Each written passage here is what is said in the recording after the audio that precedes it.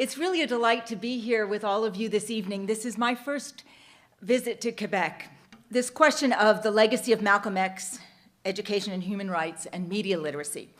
And Wid Naima, who approached me and invited me to come here this evening, sent me this quote to get me thinking about what I would share with you.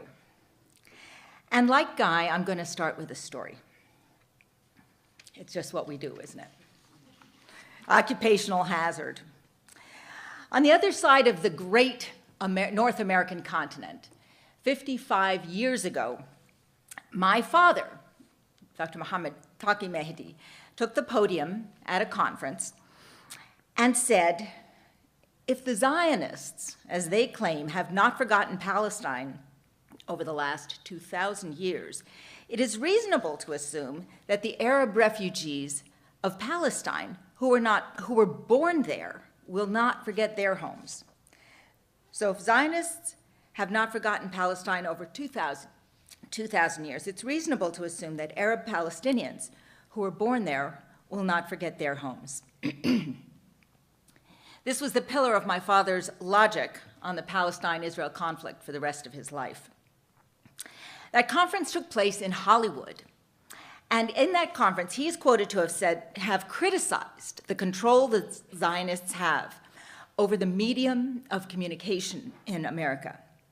Notice he did not say Jewish control over the media. He said Zionist control. My dad always distinguished between the religion of Judaism and the political movement of Zionism.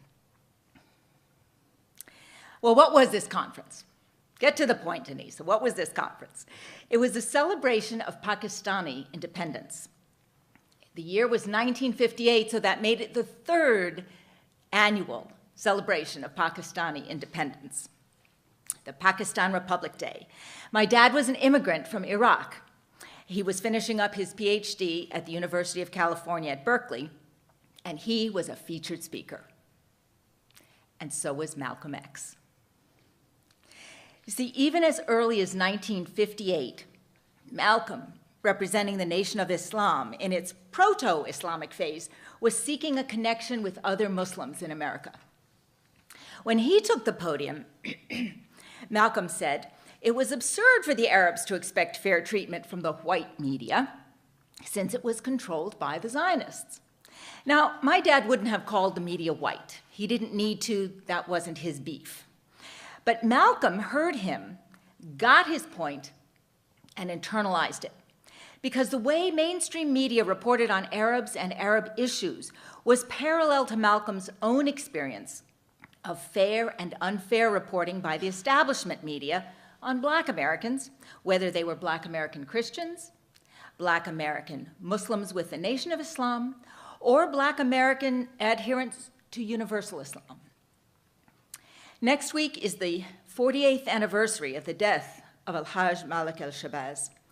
It's the 15th anniversary of the death of Dr. Mohammed Mehdi, who died 33 years and 2 days after Malcolm's assassination. These two men, on the fringes of the social justice movement, raised important questions for us about who's in the media, who controls the agenda, what is the establishment point of view, and how do you change it? Given the extraordinary advances in media technology in the past few years, I find that their insights are not obsolete at all, but rather all the more valuable. We don't know exactly when Dad and Malcolm X met, but we do have this photograph, which is dated February 1958, taken in San Francisco's Ferry Building, where my dad had an office. He ran the Arab Information Center out there while he was finishing up his degree. He had married a beautiful American college co-ed, as they called women in those days at colleges. My mother, Beverly Turner, was working on her master's degree at UC Berkeley. That February, when Malcolm and my dad met, I was at home with my mom, a toddler. You can do the math, figure out how old I am. My next sister, Janan, was just a month old, and our third sister, Layla, was a twinkle in my parents' eyes, but they might not have been twinkling right at that moment with a toddler and a month-old baby. So I look at these two guys with their skinny ties, right? They're black, half-rimmed glasses. Both of them have the same style glasses on. Serious expressions. My dad was 30, Malcolm was 33. They're both outsiders to the majority culture in America. They are both endowed with mega smarts. You were hearing some of what Malcolm said earlier in this evening. Mega smarts. They are idealists, activists, champions, and warriors for justice. And they had to be on the edge, right? They had to be on the fringe because the impulse for change, the impulse for social change doesn't come from the middle. It comes from the outside. And then at some point, that outside, what happens is the rest of the world shifts, and what was the outside becomes the middle. And that may be part of what, the paradigm you were talking about, Guy. So they landed on this planet at an auspicious time in history, one in which mass media was just beginning to show its potential in entertainment, in news, in propaganda, and in profit, right? Because media has become quite a commercial enterprise. Each of them took it on, soldiering through ignorant questions and snide quips, relentlessly pressing their points on reporters who sometimes got it right and sometimes blew it. They were threatened by folks who didn't like what they heard, slogged forward with the flag of their mission held high, leaving their families for days, for weeks, for months, sometimes without a word, sacrificing friendships, their reputations, and their personal safety. I don't think they could help themselves. These men were bent on delivering a message, for better or for worse, by all means possible. For them, media was a shortcut to a large audience. They knew how to use the news of the day to get attention. They seized every celluloid frame and every column inch to add alternative truths to the establishment truth. Decades before the World Wide Web, Malcolm and Mehdi warned us to watch out for media manipulation and misrepresentation. Long before Facebook, they engaged people face to face to discuss perception and accuracy. They sat with reporters for hours, educating them, giving background and context for the stories they were writing about the Nation of Islam and the people of Palestine, the causes that were their life's blood. They used gimmicks, clever phrases, and manufactured photo ops long before that term was even invented. You can watch Malcolm Shabazz at work. You can, he's alive and well on the internet. And there was a beautiful montage of his work that was presented to us earlier this evening. Malcolm was never ruffled. He was always informed. He was current. He was polite. Yes, but he would interrupt, and he wouldn't stop speaking what he wanted to say, even if someone else wanted to interrupt him. He just kept on going until he made his point. I indulged myself in listening to his speeches and his press conferences while I was preparing for this talk, and I don't know how anyone could resist his confidence and persuasive skills. Whether they existed or not officially, for 40 years, my dad trumpeted the need to recognize Palestinian human rights alongside Israeli human rights. You can't have one without the other, he insisted. Reporters called him anti-Semitic. They called him extreme. But he never changed his tune, and by the time he died, they called him a moderate. We should have listened to him, more than one newsman said to me at his funeral. Malcolm Shabazz, Mohammed Mehdi, and others who precede us understood the near limitless benefits even an infant media could provide in terms of access to audiences that were essential to achieving their goals. Participating in the media, not just blaming and pointing fingers at others for having that media power.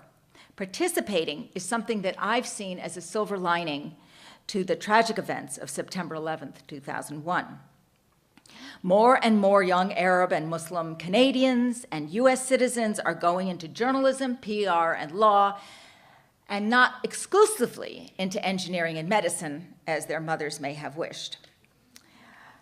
You have now Egyptians, Palestinians, Pakistanis, Sri Lankans, Ghanaians. You have reports from Fatimas and Mustafas and Ahmeds and Malcolms who are joining the ranks of reporters worldwide. They bring uncommon databases and a wide worldview. They bring alternate truths and fresh questions to otherwise establishment newsrooms, and that makes a difference. Quick story from a newsroom when I was a rookie. I got a job at Eyewitness News in Boston. Big market, big station, big opportunity. It was 1982, and the Israelis were besieging Beirut. Now, the man who'd hired me was a good newsman, the executive producer, and he knew my background. It's hard not to, with a name like mine and a father as vocal as mine.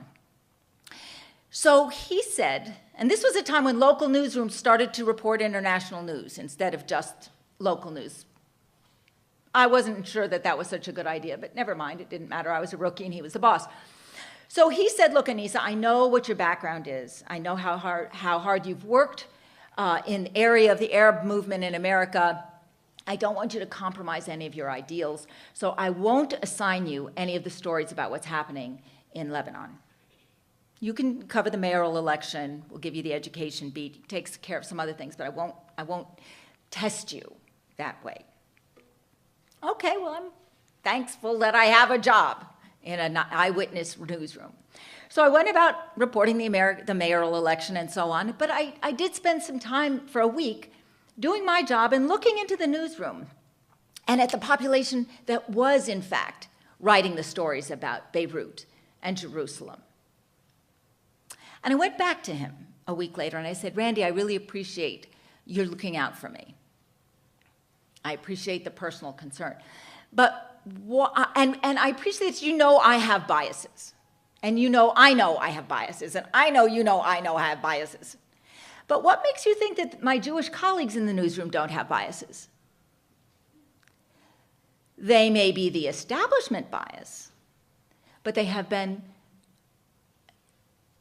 not been looking at themselves critically the way I'm looking at myself. And it was one of those light bulb moments. He thought it never occurred to him. And he said, you've actually studied this material, haven't you? Yes. You know who the players are in all those different groups and the factions in the Lebanese civil war? Yes. You actually know numbers and you have contacts? Yes. He said, I ought to assign all of those stories to you, shouldn't I? And I said, if you think so. And he did. But I was present in the room to have that conversation. And that was the first of many conversations I had in newsrooms with colleagues. So with all respect to Malcolm and my father, I don't agree that the American news media is controlled by the Zionists. What I discovered was that there were people who believed what they already knew and didn't take the time to look inside and didn't take the time to critique and ask questions, which we are blessed to do as reporters. That's the exciting part of the job, to question ourselves, to find out whether our thesis was correct or not. And so my presence there and the increasing presence of other folks with my kind of background is having an impact on the way reporting is done. It will be a while before we can measure that impact, but it is happening, it is creeping forward. So I say, in conclusion, to please, let me say one thing before I do my in conclusion, because I really want to honor both of these extraordinary men. I know that Malcolm taught my dad a lot about courage and how to dream the American dream of justice and equality. He set an example. And to think that my father may have had a part in the education of Malcolm X is also very exhilarating. According to many sources, and thank you for mentioning it before, my father helped Malcolm get to Mecca for that life-transforming Hajj. And that makes me both proud and humble As Muslims, they knew what the Islamic scholar Hassan of Basra declared, that the ink of the scholar is holier than the blood of the martyr.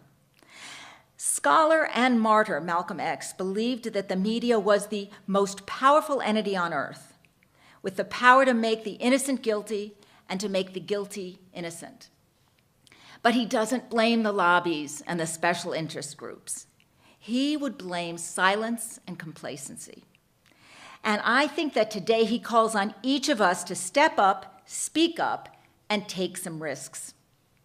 So use the media, be part of the media, engage the media to share some of the many alternate truths that you know that may be obscured by eyes that are wide shut.